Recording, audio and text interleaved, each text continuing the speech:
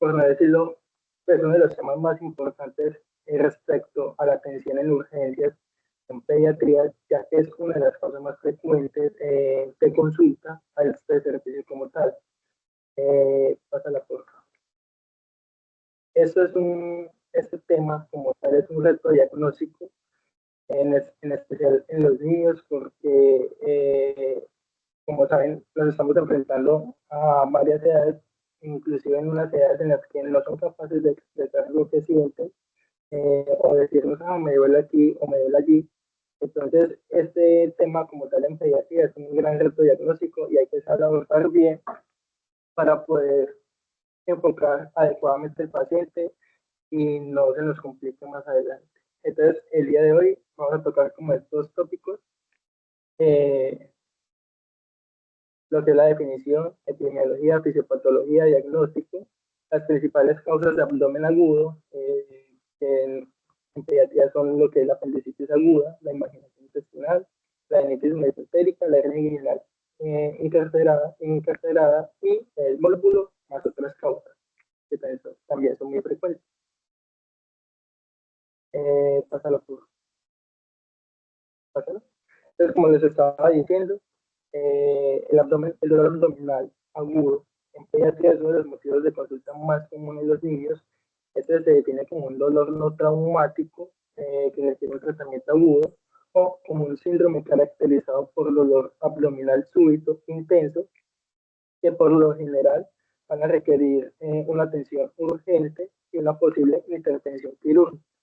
Eh, en la definición está que duren menos de un mes, pero cuando nos enfrentamos a un dolor abdominal agudo de menos de 72 horas, es muy posible que sea de tratamiento quirúrgico, es una patología quirúrgica. Pasa porfa. Respecto a la epidemiología, esta representa aproximadamente del 5 al 8% de las consultas de urgencias en pediatría. La más frecuente, como les había dicho, es la apendicitis aguda, con un incidente de 1 a 2 por cada 1.000 niños al año. Y ya por rango de edad tenemos varios diagnósticos diferenciales. Por ejemplo, en los neonatos tenemos lo que es una malrotación intestinal con un mólmulo, la enterocolitis necrotizante y una perforación intestinal. En los lactantes tenemos lo que es una invaginación intestinal y una hernia inguinal incarcerada.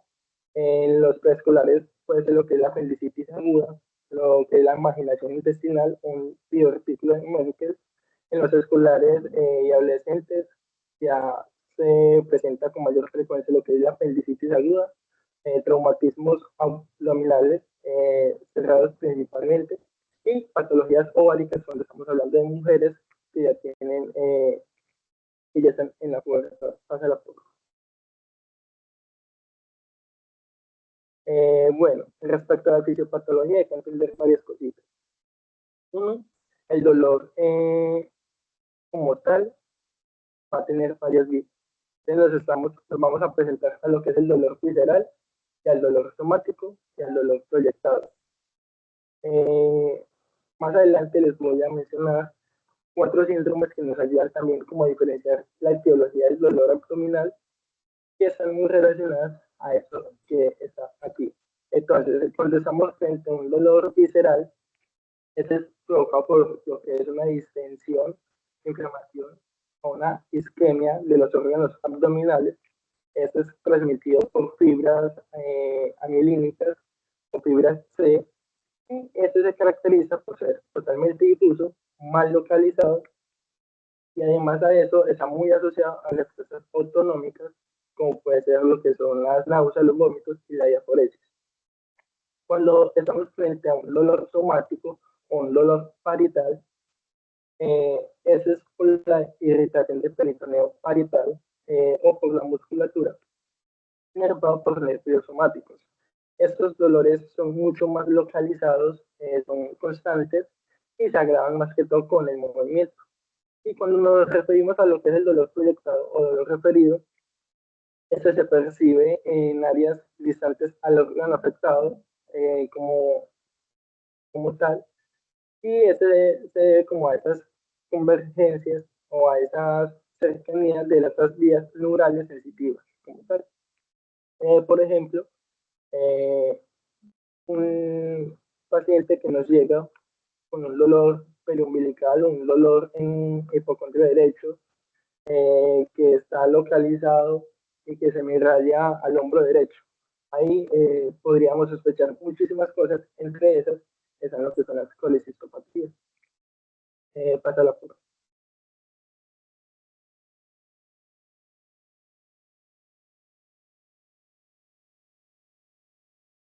Bueno, respecto a estos síndromes, eh, está lo que es el síndrome inflamatorio, está lo que es el síndrome anexial, el síndrome oclusivo y el síndrome traumático. Empezando con el síndrome traumático es cuando ya el niño nos refiere que tuvo un golpe, no le dijo a los papás, se quedó callado. Eh, Básicamente, este síndrome nos va a causar lo que es una irritación peritoneal y habitualmente está precedido o tiene presencia de sangre o contenido digestivo.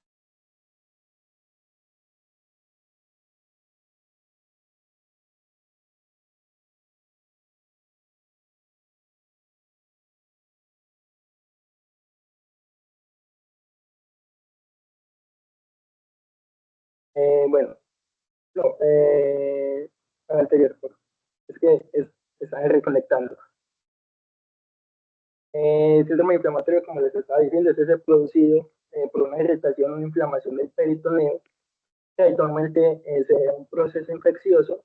Este es un dolor que va a ser muy intenso, va a ser muy localizado y normalmente los pacientes en este síndrome inflamatorio nos van a llegar en una postura antiágica, en una postura en la que el dolor, eh, ellos buscan una postura en la que el dolor sea más, un poco más soportable y van a permanecer quietos. Estos pacientes no van a querer caminar, estos pacientes si caminan, caminan lento pero y encorvados. Eh, en estos pacientes pueden haber signos de defensa abdominal involuntaria, una disminución de los peristálticos y si tienen perforación de víscera hueca, esos síntomas se van a intensificar, se van a exacerbar muchísimo más, van a tener distensión abdominal y una rigidez de la musculatura abdominal. Luego está lo que es el síndrome anexial. En los varones se ve más que todo como esa torsión testicular, una epidemitis o traumatismos testiculares y en las mujeres sería, puede deber a procesos fisiológicos propios de de la pubertad, de la ovulación o también por la dismenorrea. Y respecto al síndrome oclusivo, es cuando hay una dificultad o hay una alteración en el tránsito intestinal. Este puede ser tanto mecánico como dinámico y se acompaña de distensión del intestino proximal a esa oclusión, que se produce como un tipo de obstrucción intestinal. Eh, Eso se puede acompañar de vómitos postprandiales, que estos también pueden ser también de origen de contenido biliar, y otros síntomas como palidez y aporesis. El dolor es demasiado mal localizado, es muy difuso y los pacientes no se van a encontrar en una posición antiágica, por lo cual estos pacientes van a estar muchísimo más inquietos. Pasa la pausa. Bueno, entonces, ¿cómo es el diagnóstico? El diagnóstico es totalmente clínico respecto a un dolor abdominal. Que si a ti te queda la sospecha, si te queda la duda, mandas unos exámenes para clínicos o imagen, ¿cierto? Pero el examen se basa más que todo en la anamnesis y en el examen físico. Entonces, lo primero que hay que saber es la del paciente. Como les dije al inicio, hay unos diagnósticos diferenciales según la edad. Neonatos, lactantes, preescolares, escolares y adolescentes. Lo segundo es indagar si el niño ha tenido un trauma o ha tenido una cirugía reciente. Porque esto nos lleva hacia un camino o hacia el otro. También qué alimentos consumen niños, qué tipo de alimentos, cuántos alimentos al día, si tomar un medicamento diario, si tiene acceso a drogas o venenos, eso también nos puede ayudar a eh, enfocar el dolor eh, al paciente como tal. Si el consultante, si tiene alguna enfermedad y los antecedentes como tal. Cuando nos refieren, tuvo episodios previos de dolor abdominal, esto nos llama más como dolor abdominal crónico. Pero al estar frente a un niño que tiene antecedente de dolor abdominal crónico, no podemos descartar de una patología aguda, ¿cierto? Un abdomen agudo. Bueno, ya respecto a las características del dolor, ¿cierto? La presentación del dolor, la intensidad y duración del dolor, si es constante, si es intermitente, la localización precisa del dolor, si es en hipocondrio derecho, izquierdo, eh, si es en mesogastrio, epigastrio, flancos, fosas ilíacas o en hipogastrio, ¿cierto? Eso nos puede ayudar un poquito a enfocar al paciente.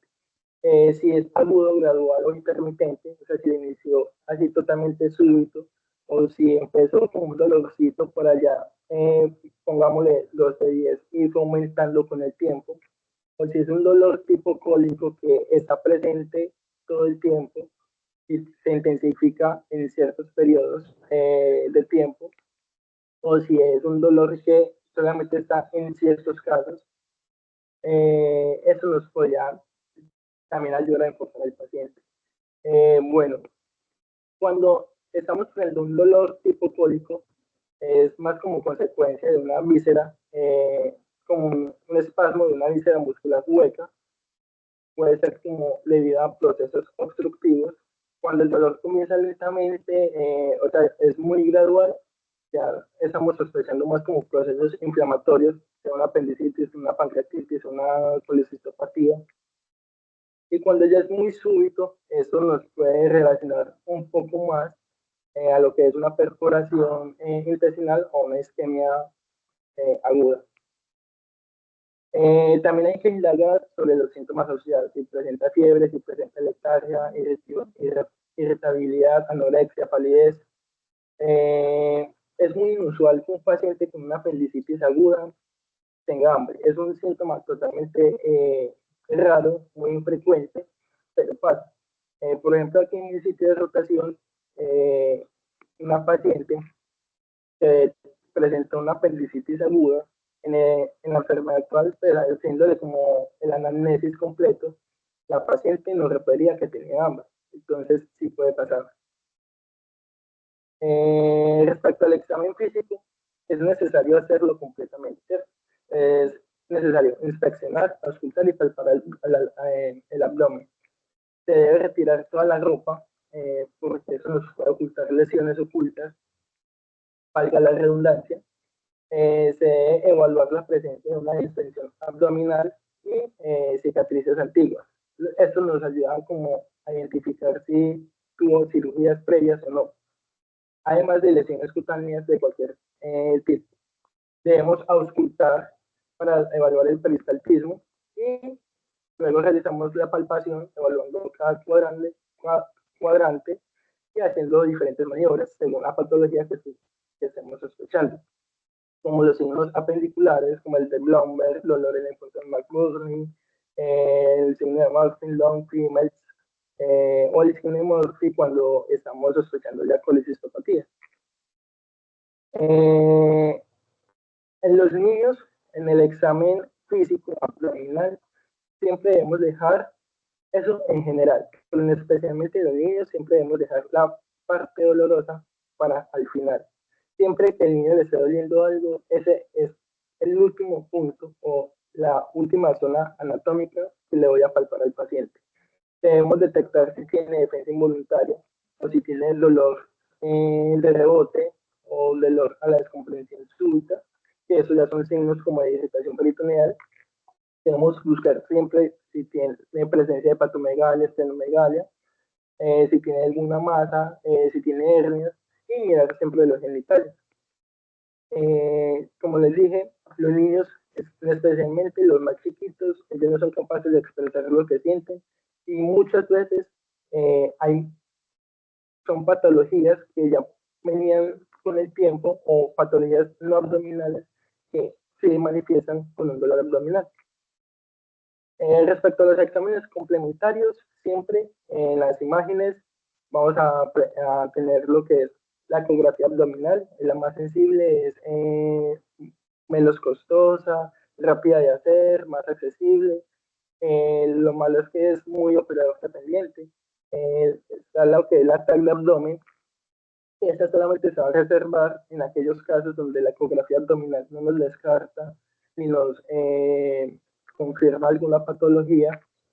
En la radiografía de abdomen, esa solamente es útil cuando estamos sospechando algún proceso obstructivo, o también nos ayuda mucho cuando estamos frente a la sospecha de una perforación intestinal.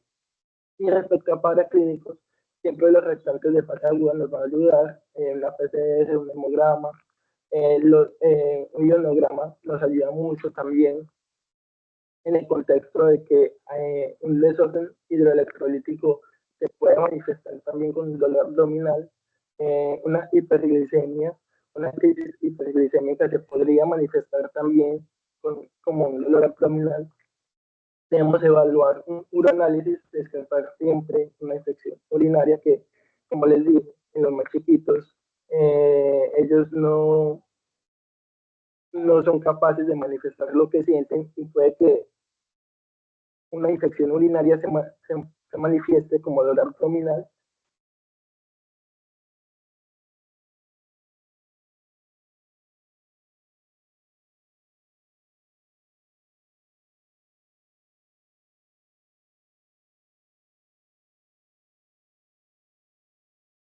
Tengo una sospecha, como la función hepática, la prueba de embarazo en las mujeres ya en edad fértil como tal, que de patologías muy precisas que se pueden manifestar como dolor abdominal.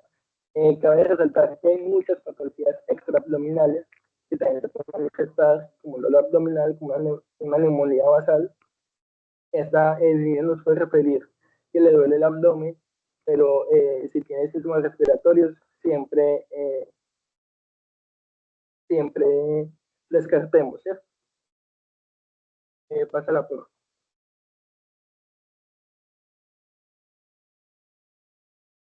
Bueno, les quise traer este algoritmo que nos ayuda como a identificar o a guiarnos bien en el enfoque cuando estamos frente a un dolor abdominal agudo. Primero, si hay una sospecha de trauma o si hay un antecedente de trauma eh, hace poco, entonces lo enfocamos como si fuese un trauma cerrado, ¿cierto? Si tiene perforación, si tiene hemorragia, hematomas, pero si no tiene sospecha de traumatismo, entonces debemos guiarnos ya según los síntomas, ¿cierto? Si es un síndrome oclusivo, o sea, si tiene datos de obstrucción,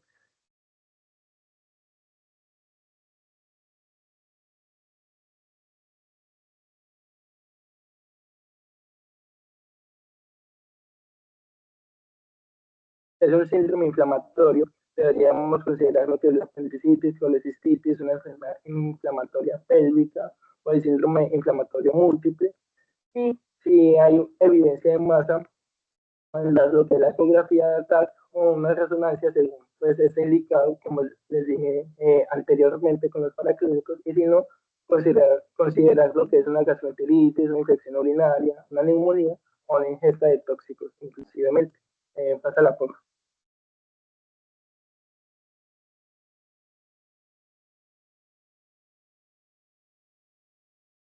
Bueno, listo. Entonces, ya para empezar a hablar de las principales causas de abdomen agudo, que es lo que nos importa y que después del examen físico, de hacer una anamnesis adecuada, como nos venía contando mi compañero, antes de empezar esto, pues les quiero contar algo, pues como de historia, algo que encontré que me pareció muy chévere, fue que en la mitología griega se decía que los dioses del Olimpo, para castigar a Prometeo y a la humanidad entera, enviaron a una mujer con una caja que contenía todos los males para la humanidad. Entonces, ¿qué fue lo que pasó? que ella la abrió y se escaparon todos los males y al cerrarla lo único que quedó fue la esperanza. Por eso lo último que se pierde es la esperanza. ¿A qué viene esto y por qué es importante pues como conocer este mito? Y es algo así como chévere, es que porque una pequeña caja es la cavidad abdominal que contiene múltiples órganos con funciones importantes para el equilibrio fisiológico y múltiples posibilidades de presentar diferentes patologías que puedan llevar a graves complicaciones e incluso la muerte. Va a ser importante para empezar a abarcar todo que la apendicitis sigue siendo la causa más frecuente de abdomen agudo. La clave para el diagnóstico siempre va a ser la anamnesis y la exploración física. Siempre sabemos que si hacemos una exploración adecuada y un examen físico adecuado, una anamnesis adecuada, siempre vamos a dar con el diagnóstico del paciente antes de usar todos los paraclínicos. En los menores de 3 años, la causa más frecuente de emergencia abdominal va a ser la invaginación intestinal en ambos casos. Y la ecografía abdominal va a ser siempre la más importante y siempre vamos a abarcar a todos estos pacientes, como lo decía Alejo anteriormente, pues tiene mucha sensibilidad y va a ser lo que vamos a utilizar.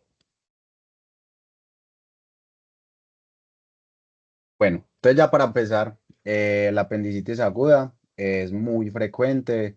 eh, Realmente casi siempre es quirúrgica, por no decir que siempre. El diagnóstico se da casi hasta un 8% de los pacientes.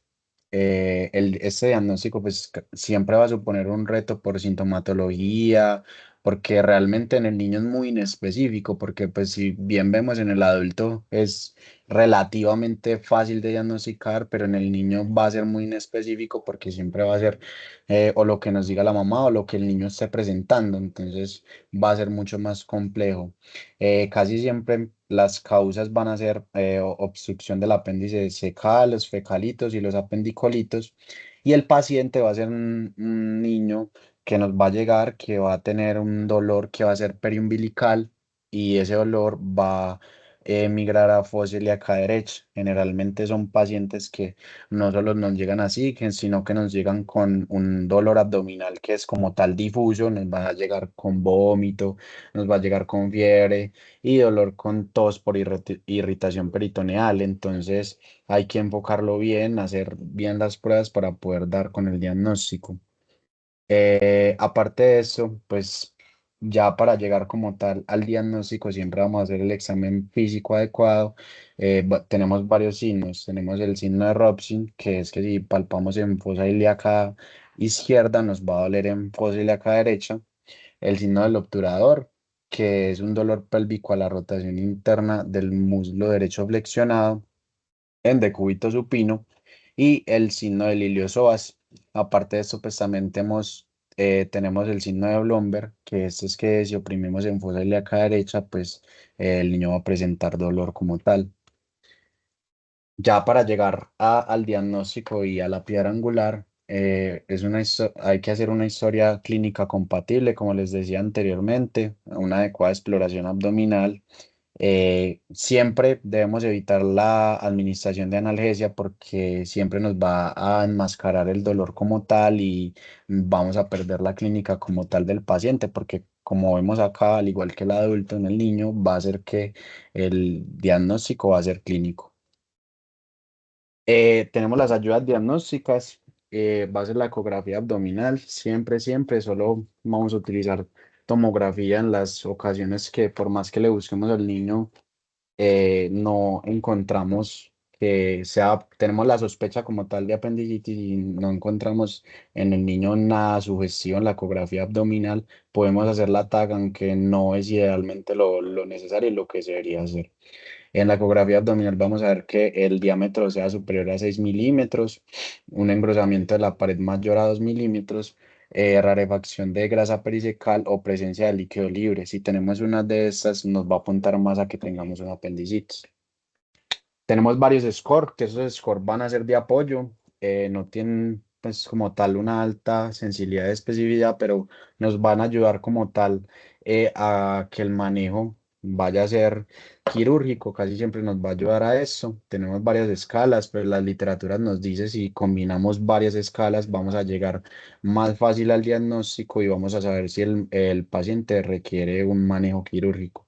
Tenemos la escala de Alvarado, que es esa que tenemos acá a la izquierda, que nos va a mirar los síntomas, los signos y el laboratorio. Casi siempre estos pacientes idealmente requieren un hemograma y cuando vemos, pues van a tener unos leucocitos que van a estar elevados o los neutrófilos desviados a la izquierda como tal. Aparte de eso, tenemos el PAS, el Pediatrics Appendix Score, que también nos va a mirar como tal lo mismo y si es mayor o igual a 7 nos va a indicar un manejo quirúrgico. Y esta que también es una de las últimas, que es el PARC como tal, que es una calculadora, también nos va a ayudar.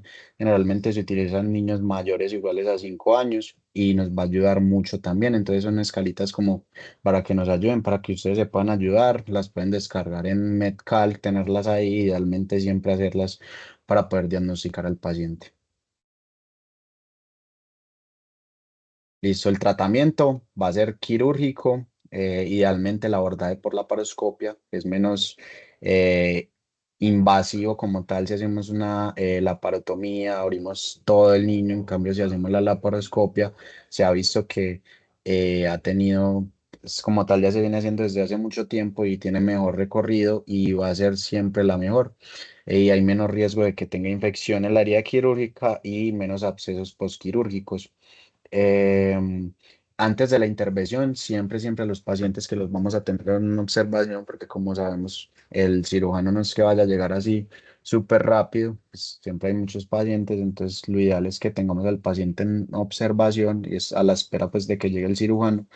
Nada de vía oral, vamos a ponerle líquidos y realmente administrarle acetaminofén y nunca los AINES, como les decía anteriormente, pueden enmascarar todos estos síntomas. Bueno, tenemos otra que es muy importante, que es como de las segunda causa que debemos tener como ahí en la mente, es la invaginación intestinal. Esa invaginación intestinal es una emergencia abdominal y es frecuente en la primera infancia. Tiene un pico de incidencia entre los 4 y los 36 meses de vida, siendo la causa más frecuente de obstrucción intestinal en este grupo de edad. Se da como tal por introducción de un fragmento del intestino en el segmento adyacente en sentido anterógrado. Arrastra el mesenterio y produce una congestión venosa y linfática que va a conducir a un edema de la pared intestinal y puede evolucionar a una obstrucción completa. El 75% de los casos son idiopáticos, generalmente no se detecta porque es esta invaginación intestinal. Y vamos a tener un paciente que va a tener una clínica de dolor abdominal tipo cólico, un paciente que puede presentar vómito, un llanto inconsolable, va a encoger las piernas hacia el abdomen con palidez, va a tener mucho vómito, en ciertos casos puede presentar fiebre, entre otros. Y va a ser importante que cuando hagamos la ecografía, vamos a ver un signo, que es este que vemos acá en la imagencita, que es el signo de las heces en jalea de Grosella, que se va a producir como tal por la mezcla de sangre con mucosidad cuando una isquemia de la pared intestinal como tal y generalmente pues también vamos a tener un paciente que tiene dolor al hacer las deposiciones y tiene sangre en las heces. Y eso realmente, esa sangre en las heces, pues en los pacientes pediátricos generalmente parece alrededor del 15% de los pacientes. El tratamiento para abordar esta patología es estabilizar al paciente. Luego vamos a hacer una reducción hidrostática o neumática según se emplee un enema de suero o aéreo o reducción neumática que es realmente pues la que tiene más tasa de éxito y idealmente a esos pacientes le vamos a hacer eso. Entonces, si tenemos a este paciente en el servicio de urgencia, solo con esto pues nos podría salir.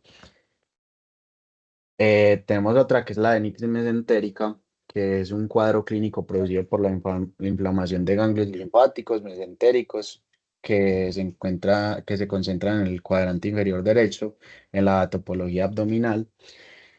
Estos pacientes generalmente cuando tenemos los picos virales nos llegan mucho al servicio de urgencias.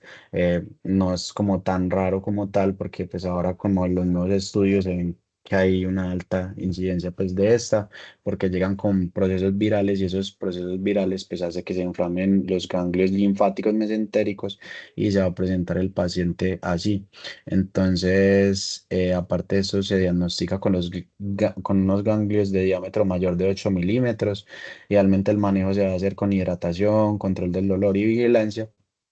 Y la clínica va a ser un paciente que nos va a llegar con dolor abdominal muy agudo, que se parece a la apendicitis, pero no nos encaja en ninguno y al final, por más que le buscamos, vemos que el paciente tiene un proceso viral y idealmente pues lo deberíamos enfocar aquí. Tenemos otra que es la hernia inguinal incarcerada, que idealmente es la permeabilidad del conducto del peritoneo vaginal y conduce a la salida de las asas intestinales al canal inguinal. Esta nos va a causar un dolor e irritabilidad, les va a causar mucha irritabilidad a los pacientes. Va a haber como tal una inflamación del saco urinario, va a comprometer la vascularización, puede causar edema de la pared y signos de obstrucción, que eso es lo que más nos va a preocupar.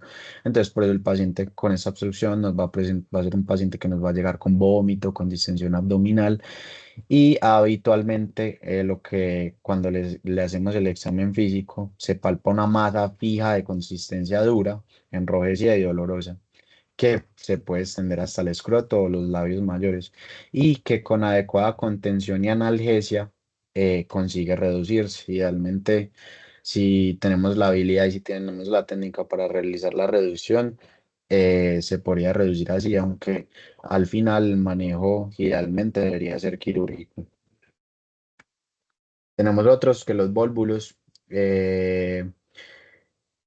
Mm, Generalmente durante el desarrollo intestinal, en la etapa embrionaria, se produce una interrupción que causa una malrotación del intestino y se predispone a que una válvula se comprometa y se va a comprometer la vascularización y va a causar obstrucción intestinal.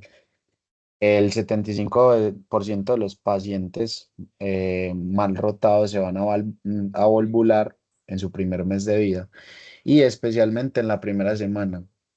Suele cursar con una sintomatología abrupta, un dolor abdominal, acidosis, shock, heces con sangre, distensión abdominal. Generalmente estos son pacientes que no tienen mucha movilidad, que no tienen la posibilidad, que tienen algún tipo de discapacidad como tal, no se pueden mover mucho, dependen de alguien más, por ejemplo, pacientes que tengan la trisomía 21. Generalmente les pasa mucho a estos pacientes y idealmente a estos pacientes siempre le hacemos una radiografía, vamos a ver un tipo de obstrucción intestinal y cuando vamos a ver, lo que pasa es que el paciente, cuando vamos al abordaje quirúrgico, vamos a ver que el paciente como tal lo que tenía era un vólvulo, entonces es una emergencia, es de inmediato, hay que entender a este paciente para que no vaya a fallecer como tal. Tenemos otras causas. Es importante también hablar antes de eso de otra de las causas que también es muy importante, es la obstrucción intestinal por adherencias o heridas, generalmente secundario a pacientes que ya les han hecho un procedimiento, generalmente ya los operaron, por ejemplo, de apendicitis y generalmente pueden presentar adherencias o heridas. Son niños que nos llegan con vómitos biliosos o fecaloides, nos llegan distendidos con dolor abdominal y aparte de eso, es importante que eso puede generar zonas de isquemia, shock y sepsis. em, y aparte de esto como tal, va a mostrar que el paciente se va a mantener como tal erguido en bipedestación porque el dolor va a ser mucho. Ya para hablar de otras de las causas, como tal, vamos a tener la delitis en pacientes con síndrome inflamatorio multisistémico tras infección por SARS-CoV-2. esta como tal es muy rara, pero después de que tuvimos el SARS-CoV-2 como tal, pues se puede presentar, aunque es muy complejo de diagnosticarla y más en nuestro medio, pero simplemente se diagnostica con el antecedente de haber padecido una infección por SARS-CoV-2 y eso va a orientar como tal al diagnóstico, pero eso es muy raro. Generalmente, ya cuando por más de que buscamos, exploramos el paciente y no nos encaja con nada y tenemos el antecedente de que la madre o el niño haya tenido este SARS-CoV-2, eh, generalmente podemos apuntar hacia este. Tenemos otra que es la gastroenteritis aguda, que no la podemos dejar por fuera y idealmente siempre se debe